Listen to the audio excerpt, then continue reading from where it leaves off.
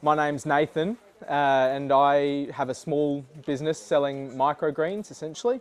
I grow my microgreens at home here in Mount Gambier, and I sell them at the local farmers market that they have in the gardens on Saturday mornings. I'll also soon be looking to sell them directly to local restaurants and eateries when I get my things sorted out.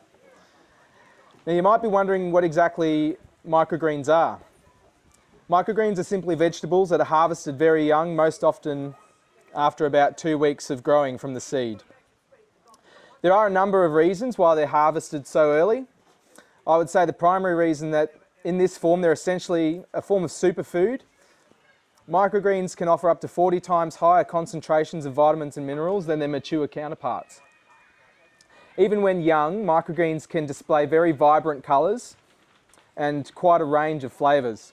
This often makes them very popular in professional cooking, as they can really add colour and character to a dish. However, you don't need to be a chef to incorporate microgreens into the food you're preparing. They're great as a salad or as part of a salad. They can be cooked or eaten as they are. Some other common uses are to add them to sandwiches, wraps, stir fries, garnishes and so on. Microgreens are a really versatile crop, and growing them is something that just about anybody can do.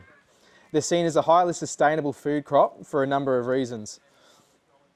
Microgreens require a significantly low amount of water, and they can be grown hydroponically, or often they're grown in small amounts of soil, which helps to reduce water wastage.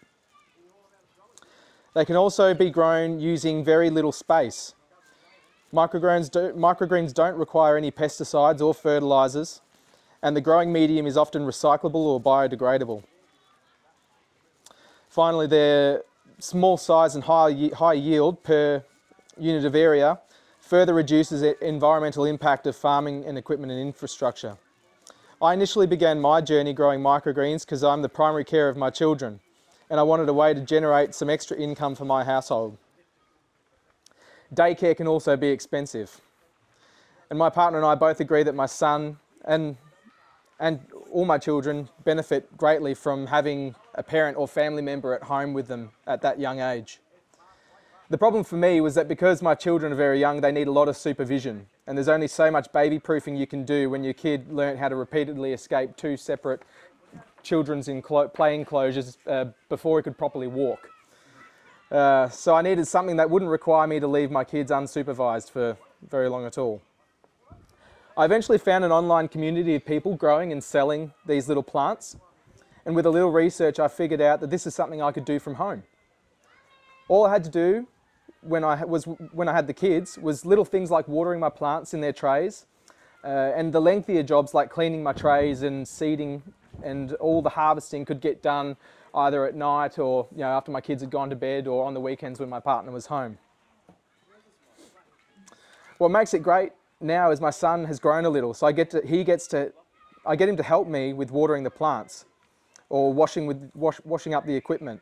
And I think it's been good for some bonding time and teaches him a bit about jobs, responsibilities, and learning about the functions of some basic equipment and the process of growing food for ourselves. So now I've been growing microgreens for about 6 or 7 months for the purpose of starting a little business. But along the way I've found that I've really come to enjoy it, so much that it often hardly feels like work at all. Having fairly recently moved to Mount Gambier, I think it's been a great way to start getting involved in the community. By growing my produce, being in the centre of town every Saturday, interacting with new and regular customers, as well as making connections with other local businesses, makers and producers from around the region.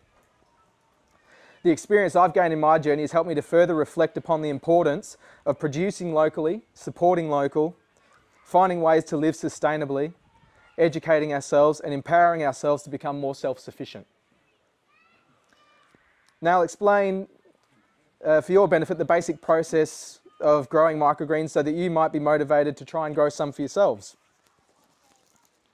Some of the things you might need are seedling trays or containers. I use flat, shallow trays like this one, as microgreens don't really need much medium to grow on. So depending on how much you want to grow, you could use trays, pots, plates, or even some sort of recycled container. For a growing medium, I use a particular combination of mediums, which works for me across using and growing many varieties of microgreens. However, for general purposes, it'll be fine to use something like coconut coir, which I've got an example of here. You might have seen it around on the shelves. Something like that.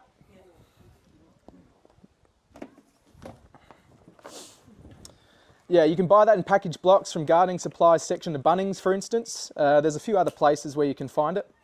And that medium is great because it's fairly cheap and it's generally seen as a sterile medium, which will also help to prevent mould when you're growing.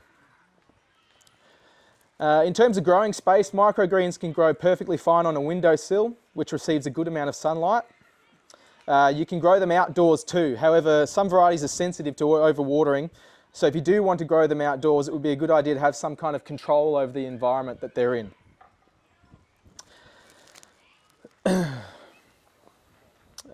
Sorry. So I grow mine, I sort of have a hybrid system. I grow mine typically in a greenhouse out the back, but I manage the climate in that. Well, I can't really manage the climate in that so well at the moment, my current setup. So I have a system of having it out in the greenhouse during the day, and I'll bring it inside on my tiered shelving by a window at night so that I have better control over the growing environment, controlling temperature and humidity and things like that. More larger scale setups that I've seen are all typically indoors, utilising the tiered shelving method with growing lights above them, air circulation fans, and often temperature and humidity controls, but that's for much larger growing operations, commercial level. Lastly, you will need some seed. As I've mentioned, there are many varieties of microgreens you could choose from. Some of the more popular and easy to grow are sunflower, radish, broccoli and pea microgreens. And if anybody is particularly interested, I brought a container with me today of the radish. You can come up and have a look or even have a taste. That's for here. I choose my seeds from Australian sources that use non-GMO organic seeds. In terms of growing, first you need to prepare the seeds for germination. Some varieties like sunflower and pea are recommended to be soaked first. You add your chosen growing medium to your tray or container and flatten out the surface of the medium, but try not to compact it too much. Then you can spread the seed evenly across the surface of the medium, and it only needs at this stage a light misting of water over the seeds so that the medium is just a little bit wet but not overly damp. And that should be enough to see the seeds through their germination. Next, you should add some weight to the top of your seeds, and I use these trays here. So once I've seeded one tray, I'll place that down and then I'll seed the next tray and stack that on top, and that's what I utilise for weight. But you can use, if you're using a certain type of container, you can use another kind of the same container on top of it, or you can, if you're using something like a plate, you can put another dish on top. And I really find that the extra weight, you don't need it per se. You can sort of sprinkle a little bit more of the medium over the top, but I find the weight really helps the roots dig in deep, and you tend to get a much better crop out of it. Initially, you want to keep the tray away from the sunlight for about 2 or 4 days until you start seeing some sprouting and maybe some root hairs in amongst it all. Once all the sprouting seeds start to grow taller, you can put them in into the light. This may be on your windowsill or a surface near a window which gets a fair amount of sunlight, or in an outside area, maybe undercover or in a greenhouse. You can start adding water at that stage once or twice a day depending on how the growing medium looks. If it looks like it's drying out, then you should probably add water. But try not to use a watering method that will knock down or damage the plants or toss up the medium too much, because at that sort of only 2 weeks area, they're still very fragile. After about 6 to 8 days in the sunlight, which is approximately 2 weeks after you've sown the seeds, the microgreens should be ready to harvest. That's a basic method you can use to grow microgreens for you and your family and perhaps your friends. So just to finish up, I want to say thanks for listening and being here to take part in the event. I hope that I've given you some worthwhile information to take away, or perhaps even a little bit of inspiration to do something similar to what I'm doing.